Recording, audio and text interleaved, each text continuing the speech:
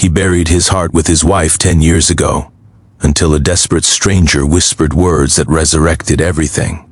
Subscribe to Wild Sky Stories. Turn on the bell icon so you can do not miss any new video. The dust of Cimarron Valley had settled into every crack and crevice of Elijah Stone's weathered heart. 10 years he'd been riding these plains alone. 10 years since the fever took his wife Sarah and their unborn child. 10 years of building walls so high that even the winter winds couldn't find their way through. He'd stopped counting sunsets somewhere around year 3. What was the point of watching something beautiful when you had no one to share it with? Instead, he buried himself in work on his ranch, the Stone Creek spread that his grandfather had carved out of wilderness with bleeding hands and an iron will. The townsfolk of Dusty Springs knew better than to ask Elijah Stone to the church socials. They'd given up inviting him to barn raisings and harvest celebrations. He'd become a ghost who walked among the living, a man whose eyes held the color of storm clouds and just as much warmth. It was a Tuesday morning in late September, when everything changed. Elijah had ridden into town for supplies, his list short and his patience shorter. The general store was quiet, just old Mr. Perkins, arranging jars of preserves on the shelf and humming some hymn that Elijah vaguely remembered from childhood. That's when she walked through the door. Her dress was the color of desert sage, dusty from travel, and her auburn hair had come loose from its pins, framing a face that held both exhaustion and fierce determination.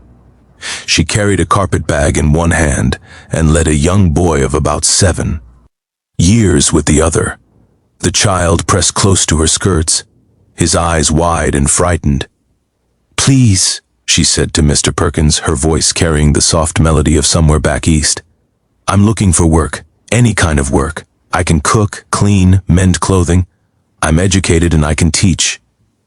Mr. Perkins scratched his beard, his eyes flicking nervously toward the woman and child. "Ma'am, I'm sorry, but there ain't much call for—" "We haven't eaten in 2 days," she said. And though her words were steady, Elijah caught the slight tremor beneath them.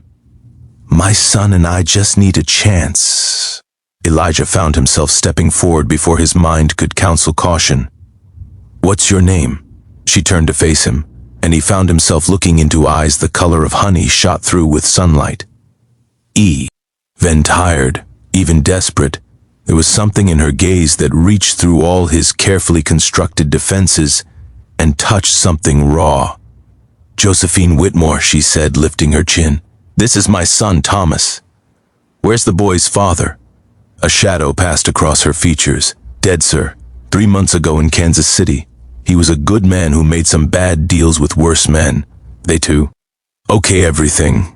Our home, our savings, our future." She swallowed hard. "We've been traveling west hoping for a fresh start." Elijah studied her for a long moment. His ranch house was too quiet. The silence had become a living thing, pressing against him in the dark hours of the night. He needed someone to cook and keep house. He'd been living on beans and bitterness for far too long. But this was dangerous. Something about this woman felt like standing too close to a fire after spending years in the cold. "I have a ranch," he heard himself say. "Stone Creek, about 5 miles north. I need a housekeeper. The work is hard, the pay is fair, and there's a small cabin behind the main house where you and the boy could stay." Josephine's eyes widened. "Sir, you don't know anything about me?" "I know you're willing to beg for your child's sake. That tells me enough." He turned to Mr. Perkins.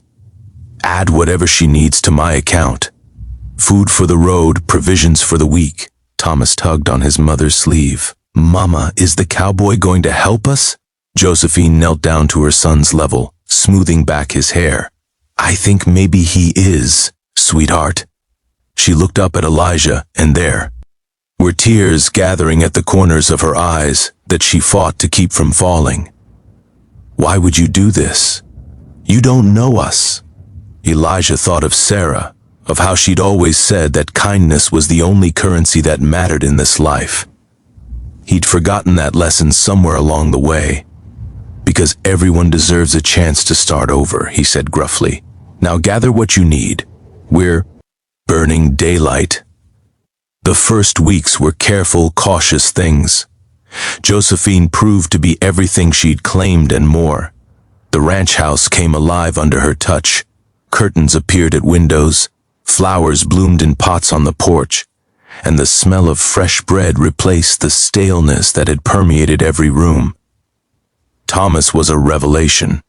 The boy followed Elijah around like a small shadow, asking endless questions about horses and cattle and stars. At first, Elijah answered in grunts and single syllables, but Thomas was persistent, and slowly, Elijah found himself explaining things, teaching the boy to identify hoofprints, to read weather in the clouds, to gentle a spooked horse with soft words and patience. "You're good with him," Josephine said one evening as they sat on the porch. Watching Thomas chase fireflies in the fading light, Elijah said nothing, but he felt the words settle somewhere deep in his chest.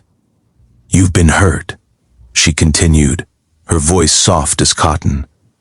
"I can see it in the way you hold yourself, like you're bracing for a blow that already fell a long time ago. Some stories aren't meant for telling. Perhaps not." She was quiet for a moment. "But some, times, the telling sets us free." He turned to look at her, and in the lamplight spilling from the window, she was the most beautiful thing he'd seen in a decade.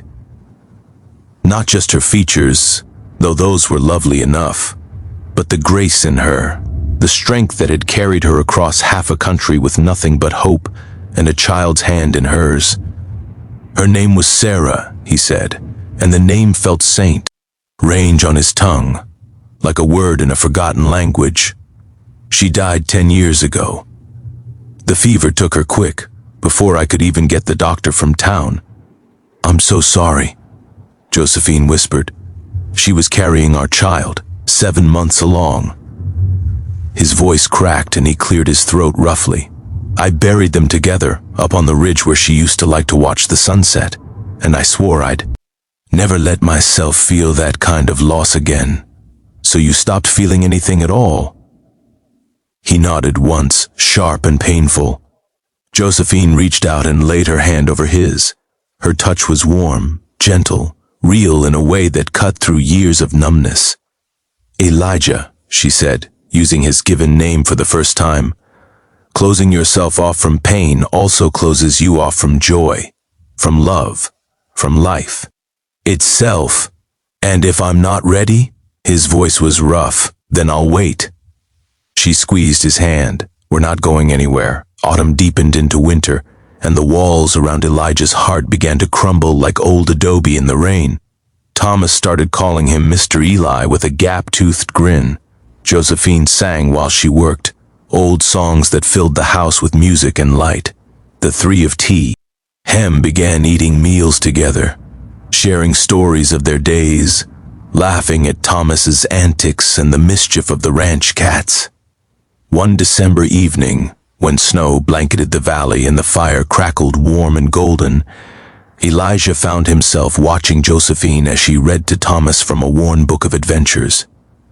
The boy was fighting sleep, his head drooping against her shoulder, his small hand read trustingly in hers. "This," Elijah thought, "this is what I've been missing all these years. This is what I've been afraid of wanting." He helped carry Thomas to bed, pulling the quilt up to the boy's chin, while Josephine pressed a kiss to his forehead. They walked back to the main room in comfortable silence, but something had shifted in the air between them. "Josephine," Elijah said, and his voice sounded strange even to his own ears. She turned to face him, and there was something in her expression, a question, a hope, a fear that mirrored his own. "I'm not a young man anymore. I've got too much past and not enough future to offer. I'm stubborn and difficult, and I've forgotten how to be gentle." He took a step toward her. "But when I look at you, I remember why a man plants seeds in spring, even knowing winter will come again." Her breath caught. "What are you saying?" I'm saying that you and that boy have brought me back to life. I'm saying that I think about you when I should be working. I'm saying that for the first time in 10 years, I'm afraid of something other than the past. What are you afraid of? Losing you. Losing both of you.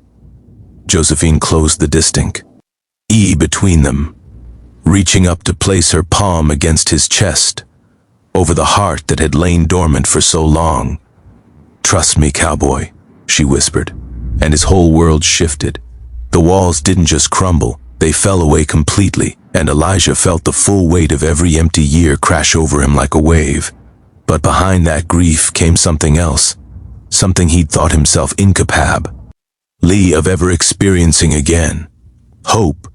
He kissed her then, gentle and searching, a question as much as an answer. She responded in kind, her arms wrapping around him, holding him steady as he shook with the force of emotions too long denied. I don't know how to do this anymore, he admitted against her hair. I don't know if I remember how to love. You've been loving us for months, she said. Softly. Every meal you've shared with Thomas, every smile you've given me when you thought I wasn't looking, every night you've walked us back to the cabin to make sure we were safe. That's love, Elijah. You haven't forgotten anything. Spring came to the valley like a blessing, painting the hills green and scattering wildflowers across the meadows. Elijah rode out one April morning with Thomas. Perched in front of him on the saddle, the boys' laughter ringing across the land like bells. They stopped at the ridge where Sarah and their unborn child rested, and Elijah stood before the weathered wooden markers with his hat in his hands. I brought someone to meet you, he said quietly. Two someones, actually. I think you'd like them, Sarah. I think you'd want me to live again, to love Aga. You always were the one who believed in second chances. Thomas was chasing butterflies a little ways off, unaware of the significance of this moment. But Elijah felt something ease in his chest, a loosening of chains he hadn't even realized he still carried. Thank you for the years we had, he continued. I'll never forget them. But I've got more years ahead, and I don't want to spend them alone anymore. The wind stirred the grass around the graves, and Elijah chose to believe it was an answer. He proposed to Josephine on a Sunday evening in May, with the sunset blazing orange and pink across the sky and Thomas bouncing with barely contained excitement, because Elijah had let him in on the secret. I can't offer you much, Elijah said, down on one knee in the wildflower meadow behind the house. Just this land, this life, and a heart that's learning how to beat again because of you. Josephine was crying openly now, not trying to hide the tears that streamed down her face. You're offering me everything I've ever wanted. A home, a family, a man who sees me, really sees me. Is that a yes? She pulled him to his feet and kissed him soundly. That's the biggest yes I've ever given. Thomas whooped and ran circles around them, and the three of them stood there in the fading light, tangled together, whole and complete and found at last. The wedding was small, held in the little white church in Dusty Springs. The townsfolk who attended remarked that they'd never seen Elijah Stone smile so much, that he seemed like a different man entirely. And in a way he was, as they walked out into the sunshine as husband and wife, with Thomas between them holding both their hands. Elijah thought about the journey that had brought him here. The grief and the loneliness, the walls he'd built so high he'd nearly suffocated behind them. And then Josephine, walking through the door of a general store, tired and desperate and brave, whispering words that had unlocked something he'd thought was lost forever. Trust me, Cowboy. He'd trusted her, and she'd given him back his life. That night, as they sat together on the porch of the ranch house that was now truly a home, watching the stars emerge over the valley. Josephine leaned her head against his shoulder. Are you happy? She asked. Elijah thought about the question.